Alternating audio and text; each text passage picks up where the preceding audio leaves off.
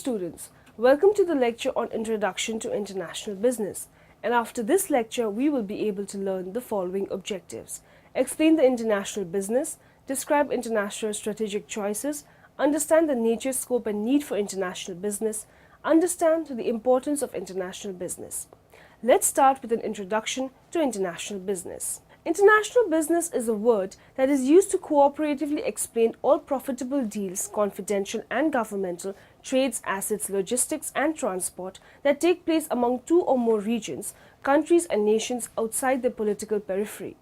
Regularly, private companies start such transactions for profits, governments undertake them for profit and for political reasons. It refers to all those business activities which involve cross-border transactions of goods, services, resources between two or more nations.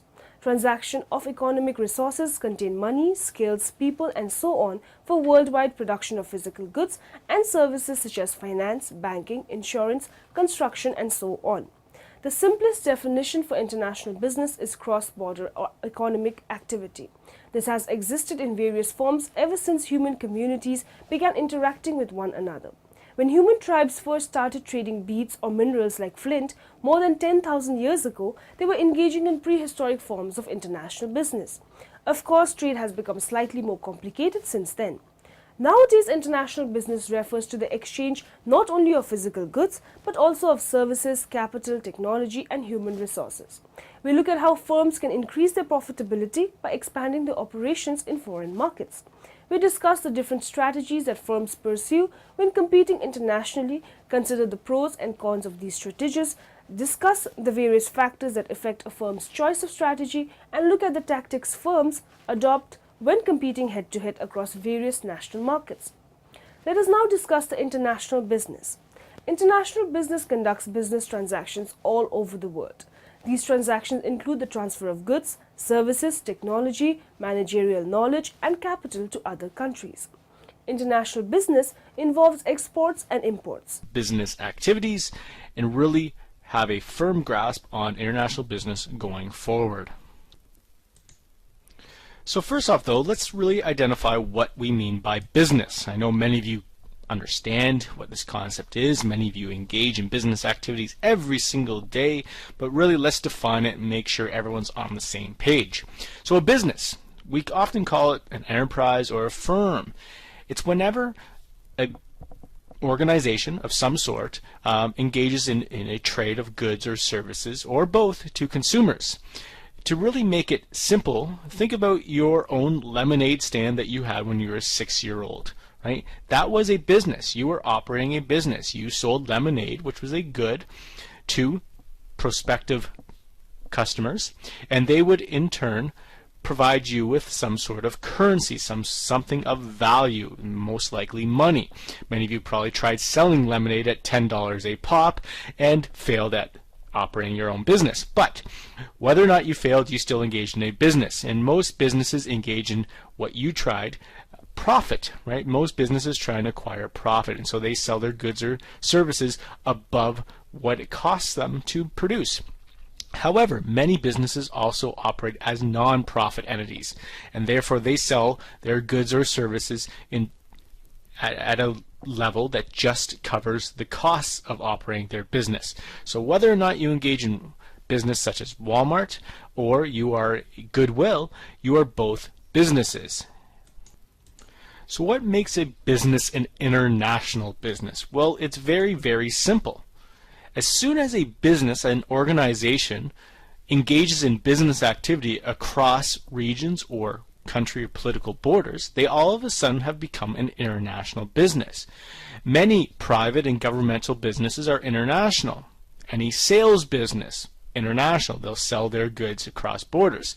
Investments take place over borders, right? Logistics, traveling or getting goods and services and resources to and from businesses, again, across borders. And transportation, again, often takes the form traveling across borders. And so as soon as that happens, businesses all of a sudden become international businesses. Very, very simple. So let's take a look at it from another perspective and really differentiate it from a domestic business. The traditional business model was domestic businesses. These were businesses that operated within a country's borders. For Canada, we saw domestic businesses thrive over the last years. Right? These businesses sold their goods and services to Canadian customers. They would purchase their resources from other Canadian companies that operated within the country's borders. Right? And they would make investments to various organizations within the country's borders as well. So these were domestic businesses, and therefore they operated in a domestic market. So how does a business become an international business? Well, as mentioned, as soon as that transaction takes place across a country's borders, well, all of a sudden it becomes an international business. So if a Canadian retailer starts selling their goods and services to, I don't know, someone in Australia, then it's an international business. As soon as a Canadian company purchases resources from, let's say, a company in Russia, then it's an international business. Or if a company in Canada invests in a business, let's say in Brazil, again, it becomes an international business. So what makes a business an international business? Well, here are some examples. Imagine a Canadian retailer opens a store in another country. Or maybe a U.S. retailer, I don't know, Le Target, let's say, opens a store in Canada. It's an international business. What if a business operates a manufacturing plant overseas? I mean, many Canadian companies do this and operate manufacturing plants oftentimes in places like China. What if you export your products to foreign countries? Right? That's an international business. Or import products from a foreign business. I mean, look in your wardrobe. How many of you have t-shirts or jeans made in Canada? I would say probably, I don't know, 0. That's how many of you would probably have jeans or t-shirts made in Canada, right? You've engaged in international business, or have purchased from a business, I should say, that is an international business. And the last one, investing. Many businesses invest in other businesses, in other organizations, right? And these investments travel across borders and therefore become international businesses.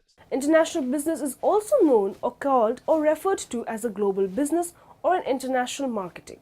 An international business has many options for doing business. It includes exporting goods and services, giving license to produce goods in the host country, starting a joint venture with the company, opening a branch for producing and distributing goods in the host country, providing managerial services to companies in the host country.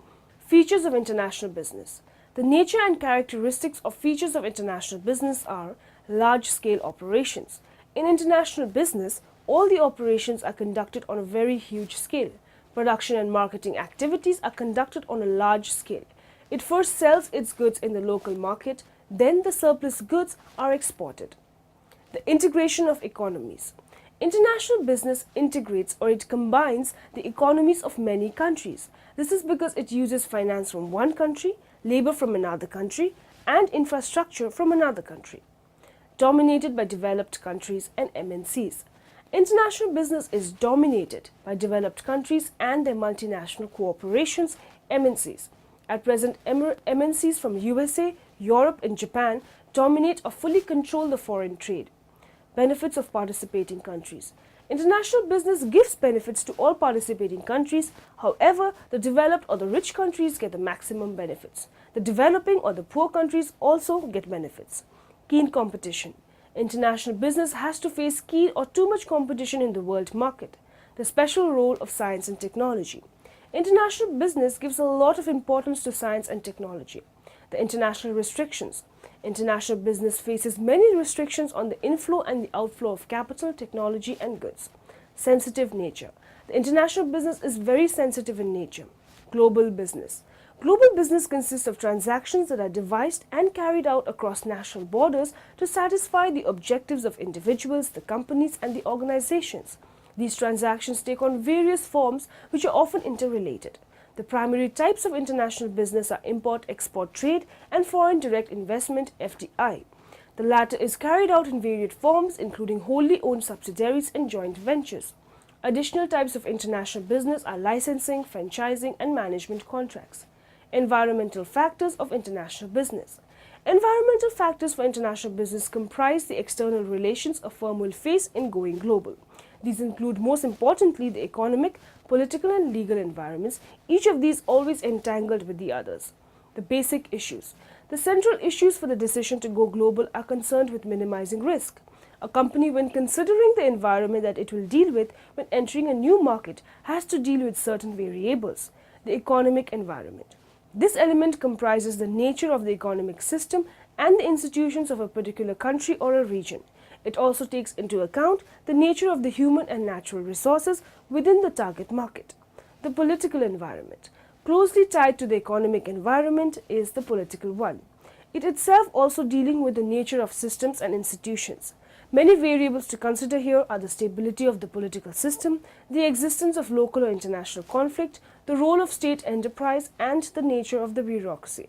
The reasons and benefits why organizations want to internationalize their business.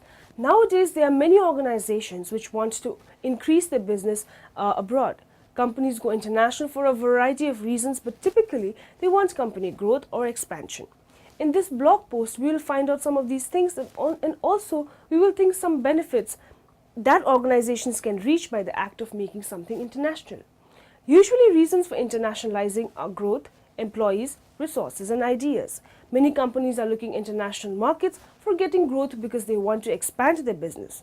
Probably the most important reason to internationalize business is that often company can hire cheaper employees. Some companies go international to locate resources that are difficult to have in their home markets. Also, companies go international if they want to extend their workforce and they have new ideas. A components of a global business plan. A global business plan is essentially for any company looking to expand into the international marketplace. The components of a business plan create an intricate study of regional economic conditions, demand in the global market, and how the company may best enter each market for maximum success. A well-researched and executed global business plan can be the edge that makes a business truly successful on foreign soil. Market study. A detailed description of the international marketplace is a key component in any company's global business plan. This is a study analyzing existing competition and demand in the markets the business is looking to enter and shows how the business can best position its products and services within the context of those markets. Operation plans. The operations component of the global business plan should include elements related to how the company plans to create its products, manufacturing locations, retail outlets, and distribution lines. Now, moving on to the next topic, we will study the international strategic choices. Strategic choice is the third logical element of the strategy formulation process. Choice is at the center of strategy formulation. If there are no choices to be made, there can be little value in thinking about strategy at all. On the other hand, there will always in practice be limits on the range of possible choices. In general, small enterprises tend to be limited by their resources, whereas large enterprises find it difficult to change quickly and so tend to be constrained by their past. In a tidy logical world, any process of choice could be rationally divided into 4 steps: identify options, evaluate the options against preference criteria, select the best option, and then take action. This suggests that identifying and choosing options can be done purely analytically. In practice, it may be difficult to identify all possible options with equal clarity or at the same time. Unexpected events can create new opportunities or destroy foreseen opportunities, or they can alter the balance of the advantage between the two opportunities. Identifying and evaluating options is a useful approach, but it has limitations. It is necessary to remember that the future may evolve differently from the options.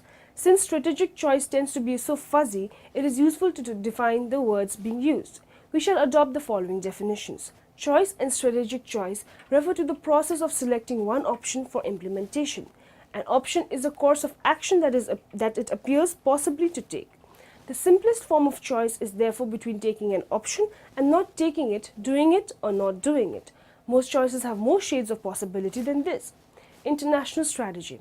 Firms that pursue an international strategy try to create value by transferring valuable skills and products to foreign markets where indigenous competitors lack those skills and products. Most international firms have created value by transferring differentiated product offerings developed at home to new markets overseas. An international strategy makes sense if a firm has a valuable core competence that indigenous competitors in foreign markets lack, and if the firm faces relatively weak pressures for local responsiveness and cost reductions. A multi-domestic strategy. Firms pursuing a domestic strategy orient themselves towards achieving maximum local responsiveness. Multi-domestic firms extensively customize both their product offering and their marketing strategy to match different national conditions. They also tend to establish a complete set of value creation activities, including production, marketing, and R&D in each major national market in which they do business. The global strategy. Firms that pursue a global strategy focus on increasing profitability by reaping the cost reductions that come from experience curve effects and location economies. The production, marketing, and R&D activities of firms pursuing a global strategy are concentrated in a few favorable locations. Global firms tend not to customize their product offering and marketing strategy to local conditions because customization raises costs. Transnational strategy. Christopher Bartlett and Sumantra Ghoshal have argued that in today's environment, competitive conditions are so intense that to survive in the global marketplace, firms must exploit experience-based cost economies and location economies. They must transfer core competency within the firm, and they must do all this while paying attention to pressures for local responsiveness. The structure of strategic choice. In practice, the process for choosing a strategy may be structured something like, although the reality is likely to be much messier. The process of choice starts by identifying available options. The chosen strategy will have to answer the questions what, how, why, who, and when, so each option will provide provisional answers to each of these questions. Let's know the nature, scope, and need for international business. International business is the process of focusing on the resources of the globe and objectives of the organization on global business opportunities and threats. International business defined as global trade of goods and services or investment. More comprehensive view does not focus on the firm but on the exchange process. Free trade occurs when a government does not attempt to influence through quotas or duties what its citizens can buy from another country or what they can produce and sell to another country. The nature of international business. It's accurate information. Information not only accurate but should be timely. The size of the international business should be large. The market segmentation based on geographic segmentation. The scope of international business. The term international business was not popular 2 decades earlier. The term international business has emerged from the term international marketing, which in turn emerged from the term international trade. International trade, international marketing.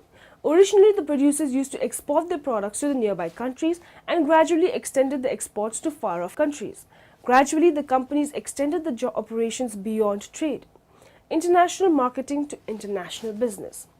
The multinational companies which were producing their products in their home countries and marketing them in various foreign countries before 1980s started locating their plants and other manufacturing facilities in foreign or host countries. Later, they started producing in one foreign country and marketing in other foreign countries. Problems in international business. The political factors, the high foreign investments and high cost, the exchange instability, the entry requirements. Complexities involved in international business. International business is multinational, so the complexities are also related to their working.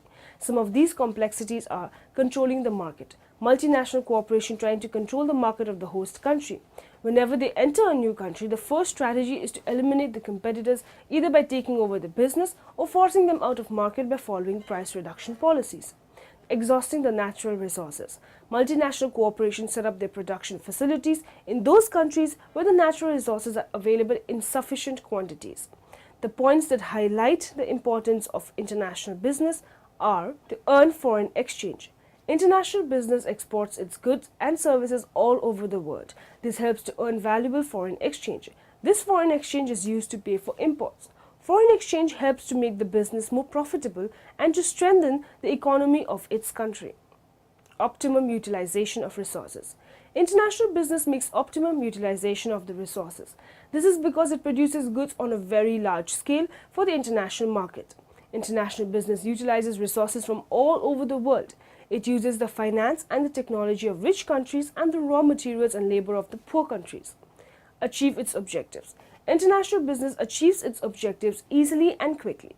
The main objective of an international business is to earn high profits. This objective is achieved easily. This is because it uses the best technology. It has the best employees and managers. It produces high quality goods. It sells these goods all over the world. All results to high profits for the international business. To spread business risks. International business spreads its business risk. This is because it does business all over the world. So a loss in one country can be balanced by a profit in another country. The surplus goods in one country can be exported to another country. The surplus resources can also be transferred to other countries. All this helps to minimize the business risk. Improve organization's efficiency. International business has very high organization efficiency. This is because without efficiency, they will not be able to face the competition in the international market. So, they use all of the modern management techniques to improve their efficiency. They hire the most qualified and the most experienced employees and managers. These people are trained regularly. They are highly motivated with very high salaries and other benefits such as international transfers, promotions, and so on. All this results in high organizational efficiency, that is low cost and high returns. They get benefits from government. International business brings a lot of foreign exchange for the country. Therefore, it gets many benefits, facilities and concessions from the government. It gets many financial and tax benefits from the government. It expands and diversifies. International business can expand and diversify into its activities.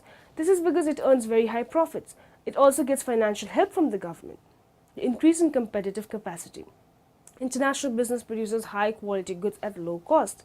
It spends a lot of money on advertising all over the world. It uses superior technology, management techniques, marketing techniques, and so on. All this makes it more competitive, so it can fight competition from foreign companies.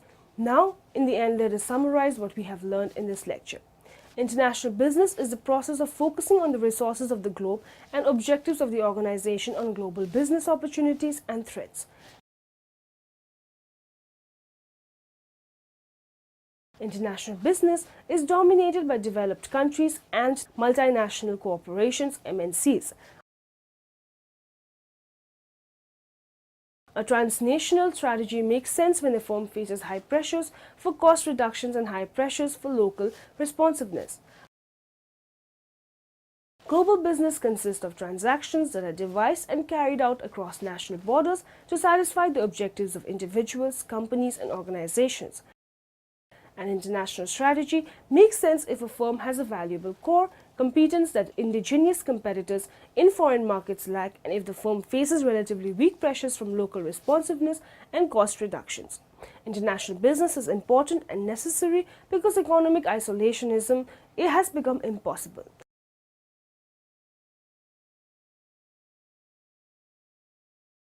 A global business plan is essential for any company looking to expand into the international marketplace.